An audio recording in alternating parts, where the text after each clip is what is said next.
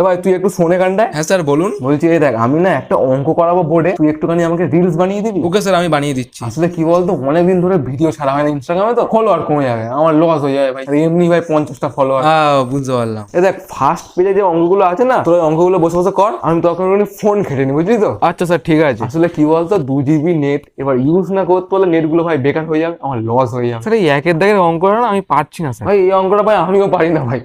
কেন বলতো, ভাই অঙ্কে আমি সব থেকে বেশি কমজোর ছিলাম ভাই, এখনো কমজোর আমার অঙ্ক। আমি যখন স্কুলে পড়তাম না, 3-4 বার ফেল করেছিলাম ভাই স্কুলে অঙ্কতে। এ বাবা। ও অঙ্কটা ভাই তুই ChatGPT থেকে দেখে করে নিস। জানিস তোরা না স্টুডেন্ট হিসেবে অনেক ভালো রে। কিন্তু কেন স্যার? এই তোরা এতক্ষণ ধরে স্কুলে থাকিস কি করে, মানে তোদের বোরিং লাগে না? না স্যার, আমাদের তো স্কুলে আসতে খুব ভালো লাগে। ভালো লাগে ভাই, আমাদের সময় আমি রোজ স্কুল কামাই করতাম ভাই, মার কাছে বলতাম, আর এদিকে মা উদমে খেলাতো ভাই, আমি স্কুলে আসতাম না। স্যার সত্যি? হ্যাঁ, মা উদমে খেলাতো, আমি পেরন খেয়ে নিতাম কিন্তু স্কুল যেতাম না। আর হচ্ছে কি, কেউ মানে স্কুলে যখন আসতাম জিজ্ঞাসা করতে কেন স্কুলে আসেনি, বলতাম দিদা মারা গেছে, দাদু মারা গেছে, স্কুলে আসতাম না।